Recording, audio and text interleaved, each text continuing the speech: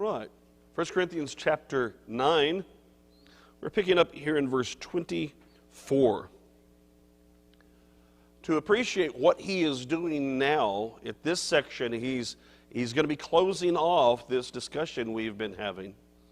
And then I say that in part. He's closing off his discussion of chapter 9. But what we noticed is that really this began in chapter 8 with the discussion about being willing to not include and do everything that's in your ability and is there you could do to be a perfectly right thing to do, but to hold back on those things for the benefit of others in the context there of eating things that were offered to idols. And he ended that chapter by emphasizing that he would not eat meat again if that's what it took to save souls. That was the context with which he began chapter 9. And throughout that, what we noticed were this theme being developed. And he gave further examples, not only of the eating of things offered to idols, but of that he had not married, though he had the right to do so, and he had not taken money from them directly, though he had the right to do so. And so in all those things, he was doing those things and making decisions based upon what people needed so that they would listen to the gospel and be most open to the gospel message. So that when we looked last week and we went through that section at length in verses 19 through 23, he essentially there is summarizing that attitude in that he was going to be all things to all people. That was not a statement that we need to just throw around and take out of context and say, well, whoever you're with, you just be like them. He was stating that specifically in the context of Jew or Gentile or whatever that situation was. Culturally, to the extent that he could, he's not going to do anything immoral, but he's going to adjust his own behavior to make sure that he's not going to enforce some kind of cultural thing or background on someone else. He is going to be the one who adapts. Why? He wants to remove all barriers possible, and he's the one that can do that. I will adjust to what this culture is so that I remove as many barriers as possible so that they'll listen to the gospel so souls will be saved. And he ended that with verse 23 in which he said, now this I do for the gospel's sake. And that was the emphasis there. The reason behind this was for the gospel. Not that God's word needs help. It's the gospel's sake in terms of its mission in order to reach people and to save people's souls. And then he says, that I may be partaker of it with you. And it was this understanding that we looked at, this idea of a fellowship, that he's reaching out and doing what he can for them so that they will obey the gospel. But at the same time, he says, in doing this, I'm doing it for me too, so I can be in fellowship with you in the gospel. I am then implied, I am in my Christianity acting as a Christian should so that I can properly be in fellowship with you, that I'm not holding back and doing something wrong that would, in the way in which I present this, so that there'd be some kind of issue. So it's this combined effort, and he has in mind always, he's going to whatever's best for them, and if I fail to do what's best for them, and I'm become guilty to some extent, so it's also what I need to do to be right with God. So it's for both in that sense. Now, that would not be obvious if you're just going through that. That wouldn't be obvious. But what he's doing in making that statement, where it becomes obvious and clear, is in the next section, that this was a transition statement. Because where we are in verse 24 now, he is going to, through verse 23's transition, focus on himself and why he does this and what it takes to do this. Okay? So, if he is, the whole principle all along was chapter 8 to hold back on doing some things that I could do, but to say I'm not going to do that. In chapter 9 was Paul explaining why he did exactly that. that he said, I'm not going to do that because I'm trying to do what will save the most souls. So now as we get to the end, having established that principle now, he went through the argumentation all the way through verse 18. He then states it as a whole and a principle in 19 through 23. And now in 24 through 27, he's explaining, here's what I have to do and the attitude I have to do and the effort I have to give in order to make this happen. Okay? That's where we are, and that's what he's saying. So let's begin with verse 24. Do you not know that those who run in a race all run, but one receives the prize? Run in such a way that you may obtain it. Now notice he's directing this toward them. He's about to show what he does, but first of all, he's focused on them and saying, here's what it takes. Now, this is an argument. This is just, as he's done earlier in this chapter, it's just using an illustration to make a point. He's doing a comparison by his illustration, so it shouldn't be that hard. Okay, so we look out, we say that we ought to be able to grasp this concept from our own experience. Don't you know that those who run in a race, okay, so pick your race. Any athletes here? I mean, I know we've got some. Okay, not now, but at some point in your life. Okay, have you ever ran? The last time I was fast, I was like third grade, so that was the last time I was fast. But when you run in a race, and it is specifically, the whole idea of, so you appreciate the concept, is the running doesn't have any meaning, but it has the word treco, so all you Star Trek fans can remember that word. Okay, treco, I run. But the word race here is where we get our word stadium from. Stadia. It was actually a unit of measure as well in the Roman Empire. Okay, the stadia. But this is that idea of how far. So it's a place you go to run and compete. So the competition is implied in the word. So if you're going to go and you're running in a race, that's very different from just running. You can go to the park and watch people running to various degrees all the time, right?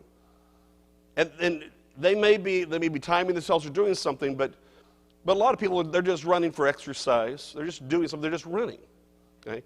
He is emphasizing those who run in a race. He says they all run. So now we're looking at athletes in a competition. And this is different. But one receives the prize. If we didn't understand that, we've got it now. So only one's going to take home that medal or that trophy. So he's laying the groundwork here. You got all this laid out. So we've got all the pack at the beginning of a long race. They're all going to be running. But only one can win. Now you say, this is one of those, a great illustration to show you why you only take an illustration so far as the person intended for it to be taken. He's about to apply this illustration and limit it. He's not talking about, okay, all of you in this congregation, only one gets to heaven, so we're going to have a competition as to who that could be. That's not what he's doing here. Okay? He's going to focus in on one aspect of the competition. Run in such a way that you may obtain it. What he's talking about and why he brings this up is not in the end whether or not you get the prize. It's how you run. Are you running to win? Now, to draw that out a little bit on the illustration to appreciate Paul's point, are you trying, when you go into a race, have you ever seen someone that they were just, it was clear they were not interested in being there? Right. But enough about the Dallas Cowboys and the Green Bay Packers game. Okay, just somebody didn't want to be there that day. So, but you get in there and you decide, am I going to run or not? Okay, what do you do? What does a runner do? If you look and you say, no, that person's running to win. They may not win, but that person is running to win. What are you seeing? Determination. Say it again. Effort. Focus. Good. Okay. That's the in such a way. That's what he's gearing in on, David.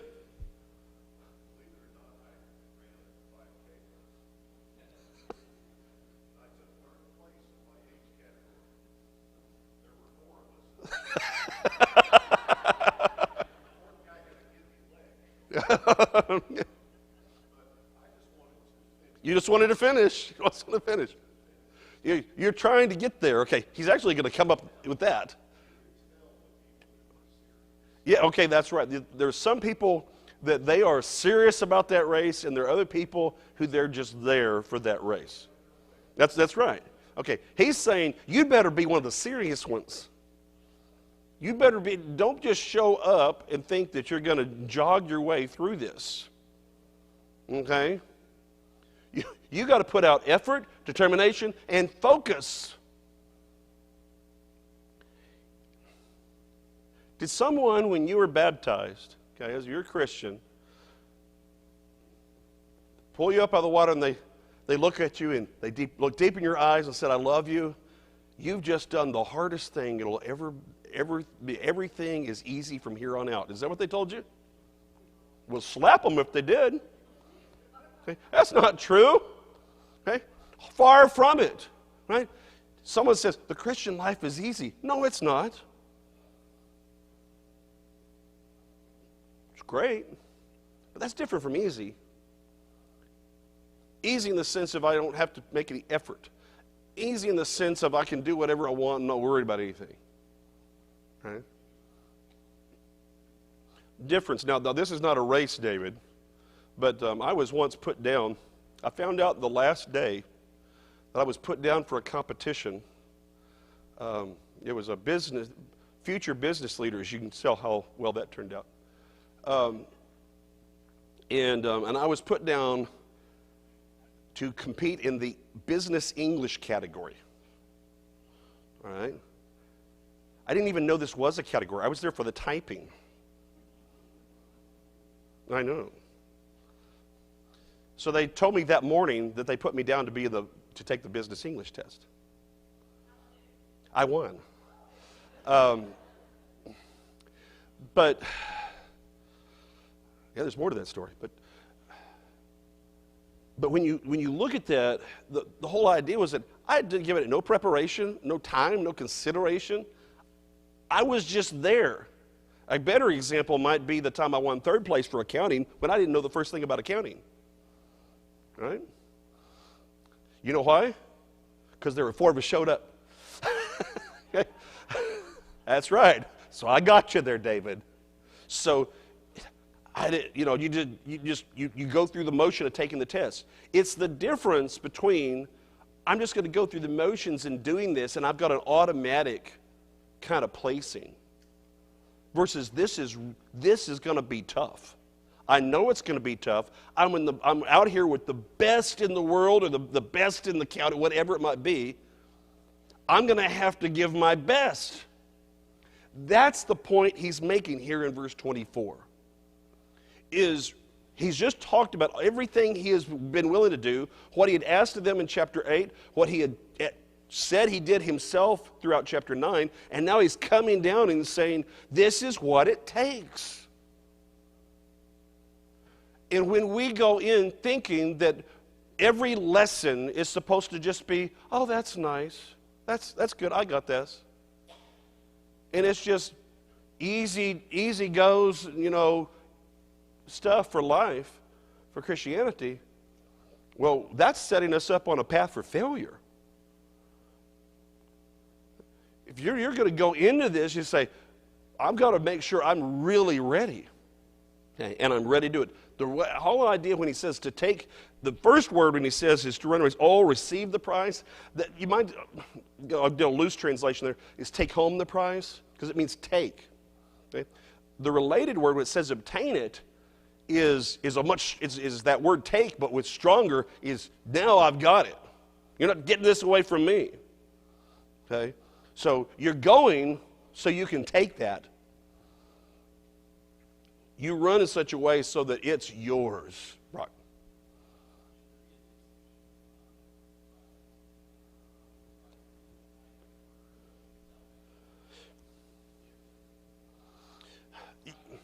Okay, yes, there should be, but that's an example of don't take his illustration too far.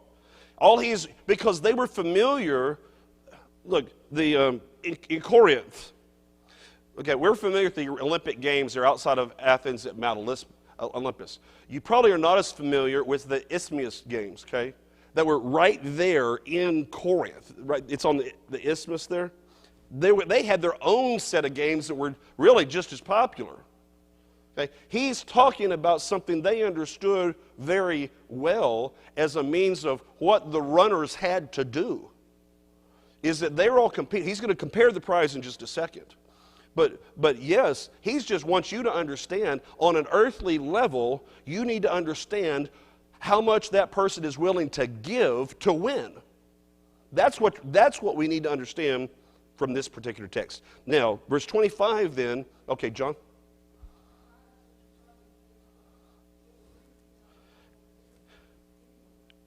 And I'll talk about it in verse 25. But that's not this word, not verse 24. That's not verse 24's word. That's the idea of the prize that was more related to, awarded by an umpire more likely, to a judge. But in 25, we're getting to your word, okay? And everyone who competes for the prize is temperate in all things. Now they do it to obtain a perishable crown. There you go, guys. We're going to take it. But we for an imperishable. Okay. First thing is now, as he's moving on, he's going to say, everyone who competes. The word for compete is the idea of struggle. So it really has, it's often used it's general enough to be used for all competition, but it's a lot of times associated with like wrestling match or something like that. So it's where we get our word, funny part about it, it's where we get our word agony from, or agonize. Okay, so what is it? Why? Because this is something that takes a lot of energy and effort to do. That's the point. Okay, everyone who competes for the prize, it says, is temperate in all things. Does anyone have a word other than temperate there in your translation? Self-control is good. Okay. Self-control. Now, the word is in self-control as the word is enkarteo, which means compound word inner might. Inner might. Okay. Kratos is the idea of might. Okay. Internal might. Self-control. Now, again, he's using the same thing, but if you looked at the regimens some athletes are on, I mean, they've really applied science to a lot of this in terms of what diet.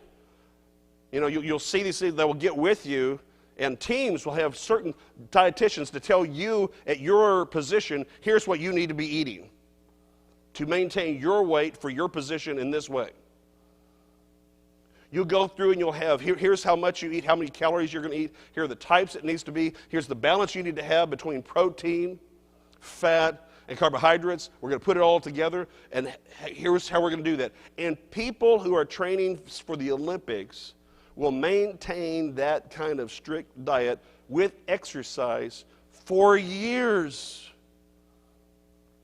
Most times when you hear these, and it's coming up this year, but whenever they'll do these little stories that have, the little personal touches, that are the way to do it, right? Most of them have a story about how early in the morning they had to get up when they were young to go in and do all the extra training. They did extra work so that they could be where they are. And why? What does that mean? They took a greater extent of control over themselves. They were willing to give that extra bit. Okay? That's what it's talking about, is that the one who is really struggling, who's really putting in all that effort, they understand that a lot of that is, I have to control myself. I can't eat everything I want to eat. I'm not going to do all the things that other people would do because my time is already committed to other things, because this is what I live for. That's the athlete mentality.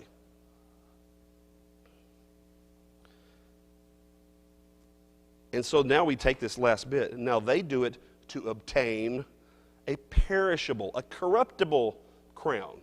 Now here's the word John was talking about. It's the Stephanos, okay, which would have been usually a wreath, an actual wreath that had been twisted together, still had all the, very carefully, would have had the leaves and everything on it, very nice. You put it over, and that would be crowned. Now how long do you think that would last? A week? Maybe? I mean, it doesn't matter if you water that thing. It's not going to help it, right? Okay. It has, I look at it, okay, back when you buy roses for your wife. Back when I bought roses for my wife. Allergies. Whew. Okay. Okay. I remember this. That's so disappointing because you buy them, they're beautiful, you go pick them up, you bring them in, and you get credit for like a week, and then they're done. Right? They're gone. She would turn them upside down, dry them out, whatever. I'm not sure whatever happened to those. Okay, she may have them in the attic. I don't know. But it just doesn't. It doesn't last. Okay, these athletes are giving all of that effort, holding themselves back, exercising, training for something that may last a week. But of course, it's not just about this, but it's about the honor of, I did that. They do it to obtain a perishable crown, but we for an imperishable, an incorruptible crown. In other words, the prize that is at the end for us is going to always last. It's not going to be something that is going to change, fade. 1 Peter chapter 1, 3-5 uses 3 words to describe this. Is that it's the very first, I try to explain it this way. The very, after 1,000 years, what do we say in the song? After 10,000 years, it's the same. It's that whole idea of the kids, they get that present at Christmas, the one they've been asking for months, and then they get it, and then they play with it for an hour, and then play with the box the rest of the day. The newness wore off. That will not happen for what God offers us. It will always be fresh, and that feeling of complete joy at being in God's presence will always be there. It will never fade. That's the difference. Now put this in context what he's saying. If someone is willing to give so much of their time, energy, and their life to competing for a crown that's going to last a week,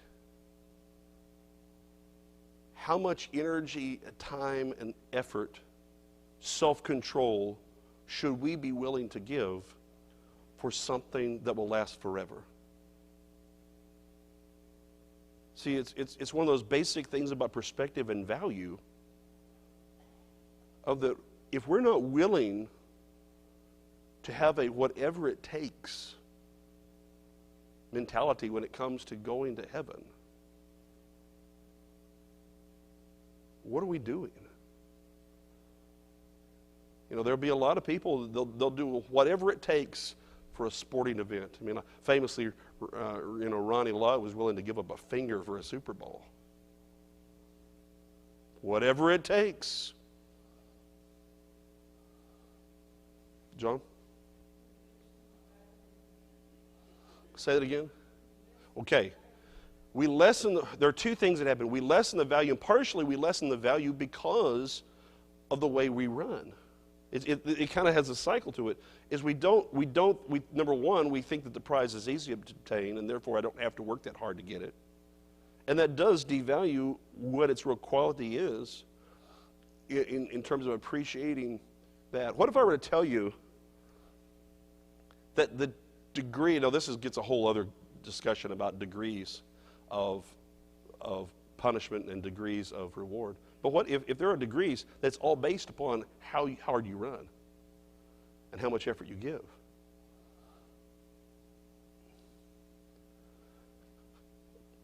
But then we'll say, no, I'm good. And instead we have these discussions about what will it take? What can I get by with and sneak into heaven? Does that sound like what Paul's saying here? Or is he looking at people that want to be at the front of the line? So he's going to, in verse 26, he's going to conclude this. Therefore, and this is an interesting word, about there's an implication from this. I run thus. Okay, so he's applying it generally. Everybody ought to be doing this. But now, putting it into the context of chapter 9, this is how I run. And he's going to describe it, and we got another sports metaphor. Not with uncertainty. Okay, now, he's now going to contrast by using the negative of the idea of running, someone who is running to claim the prize. They know exactly what they're doing. They're going straight for it. Versus running and you don't look like you care which direction you're going. You're just running around. You are a 7-year-old in left field, admiring the flowers. You're running around, but you really serve no purpose in the doing of it. Okay? Therefore, I run thus, not with uncertainty. The whole idea is it's not clear where he's going. Everything about it, if you flip this around, is I run so that it is clear what direction I am going and where the finish line is for me. So that anybody could look at Paul's life and say, I know what direction he's going. Well, that's fine. But what is he wanting us to get to? Where anyone can look at our lives and know the direction we're going. John?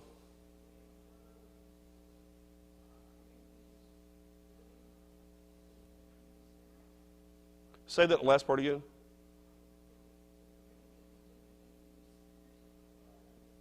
Oh, no. It's not that. It's not that they didn't take him seriously or think he was serious about it. But he is being very specific here. This is, again, contextual. He is explaining why how the extent of his effort, all the way back to the end of chapter 8, that was verse 13. He's explaining why he will go to such lengths in order to fulfill his mission, God-given role in preaching the gospel. Why are you willing to do this? Why are you willing to not eat the meat? Why are you willing to go without marriage? Why are you willing to go without pay? Because this is the one thing that I've been given to do, and I'm going to do it. And I want it to be clear that's why I'm doing it. He wanted to remove any kind of indication that people would cause doubt. And people still doubt him about other things. They had to really go out on a ledge to try to find something to attack Paul on. And it became ridiculous. The same way it did with Daniel in Daniel 6. They had to go and find something about that he was doing with his God. So that's kind of the extent to which Paul was willing to go for the benefit of souls. Surya?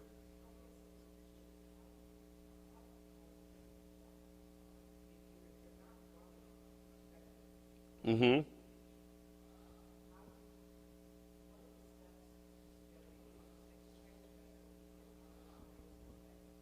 Okay, good question. What do I do to change that?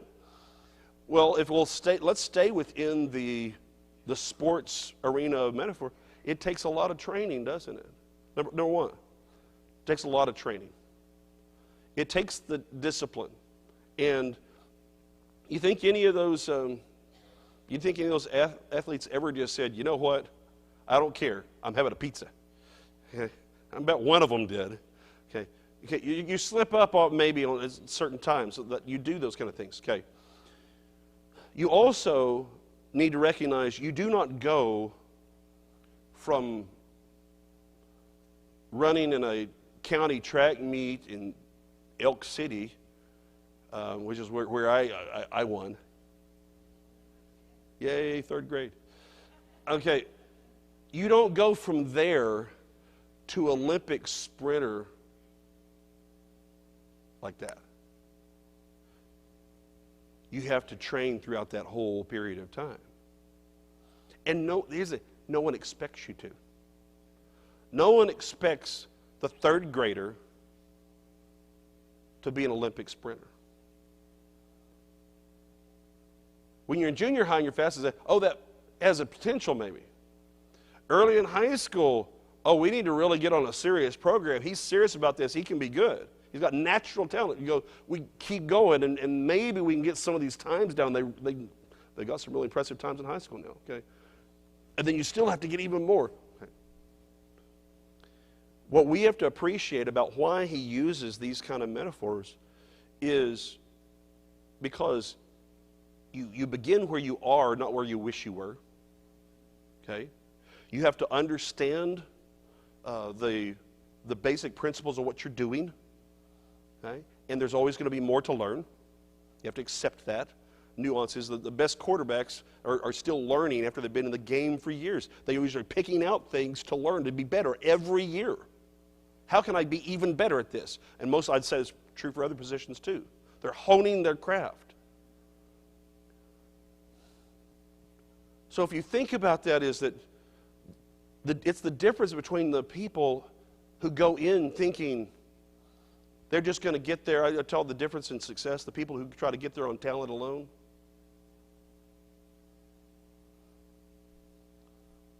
Well, I always like the words in the Miracle on Ice.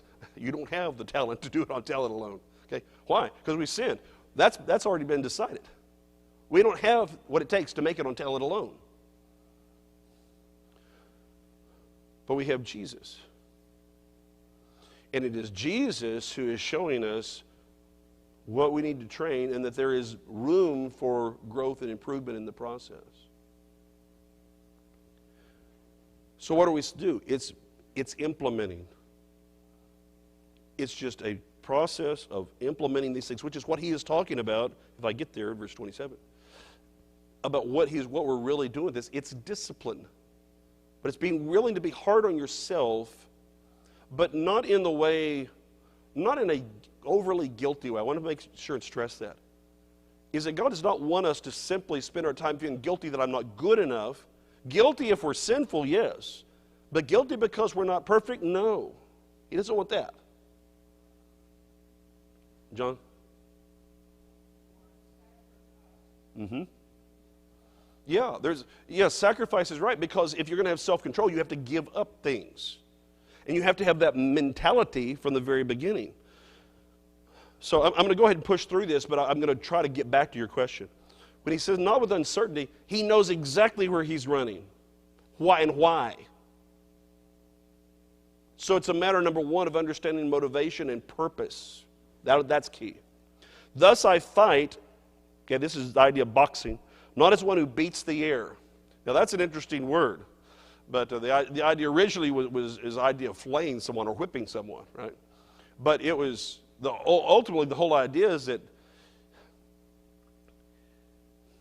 it doesn't do any good if you're the boxer who is like, I always think about rope-a-dope, right? We're going back a ways for that.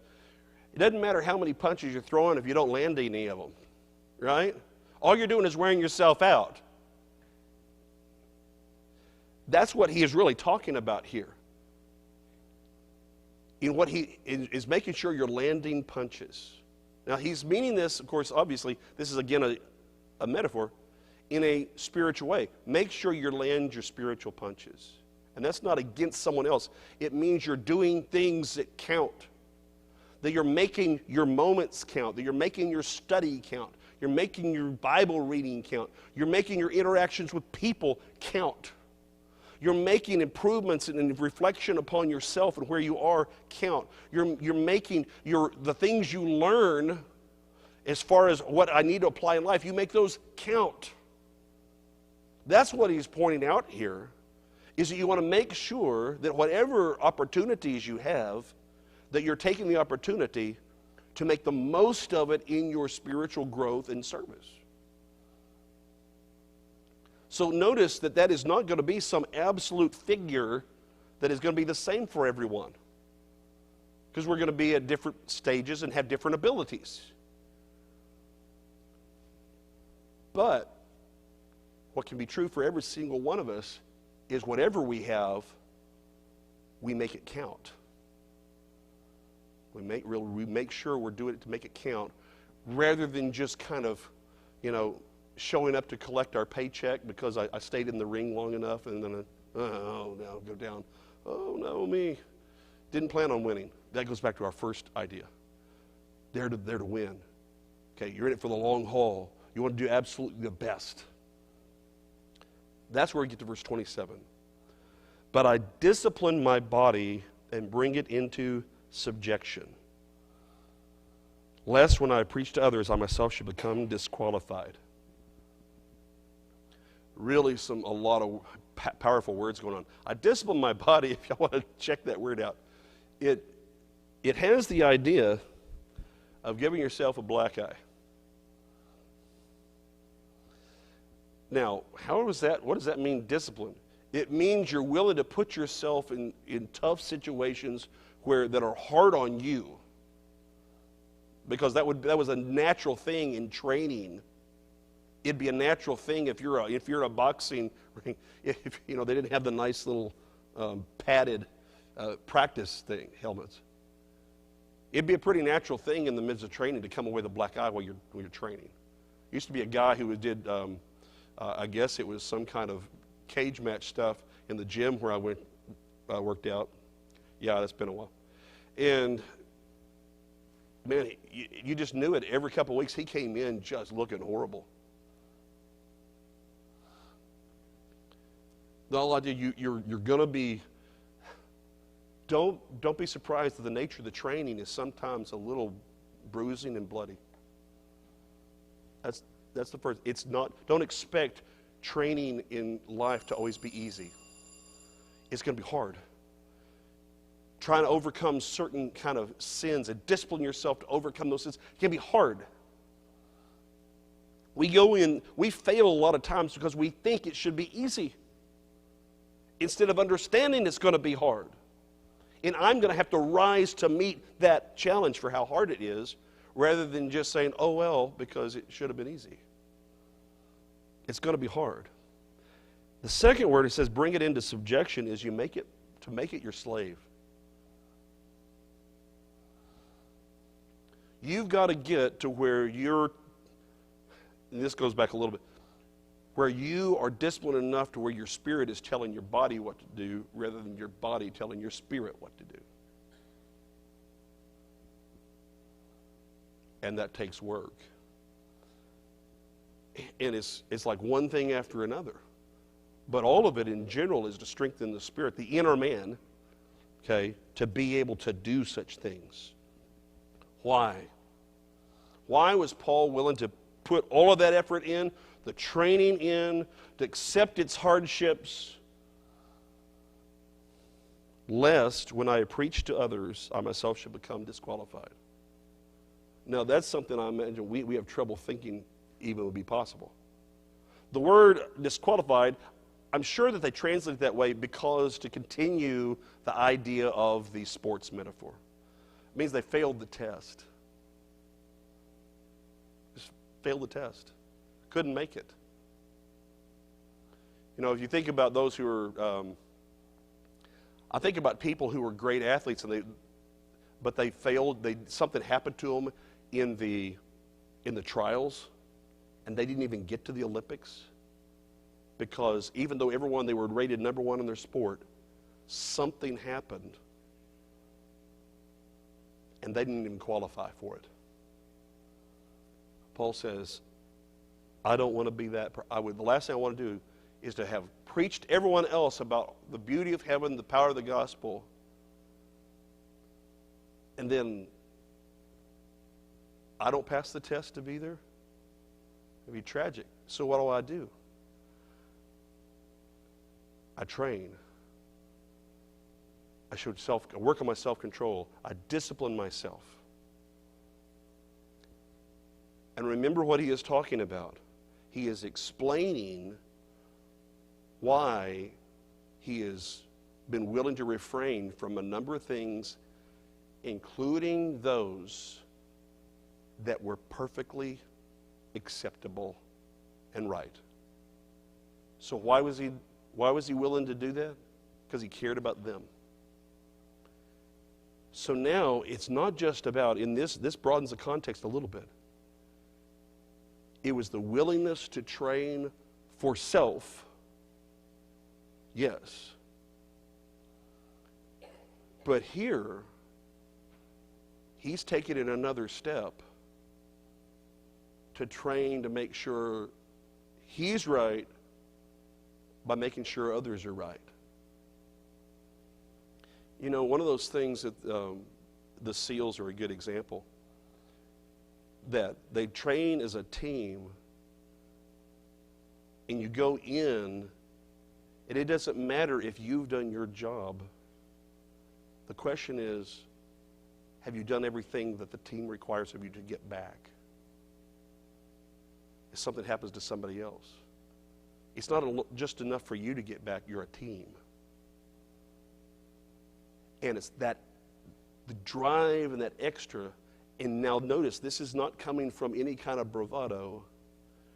This is coming from commitment, sacrifice, and a love for our brethren.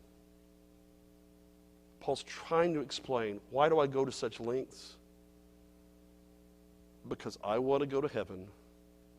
I want you to go to heaven. And that makes it worth it to me.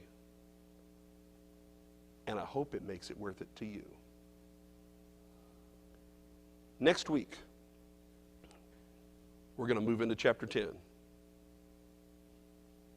Okay, it's good. I didn't hear any cheering or any of those kind of things. So that's good.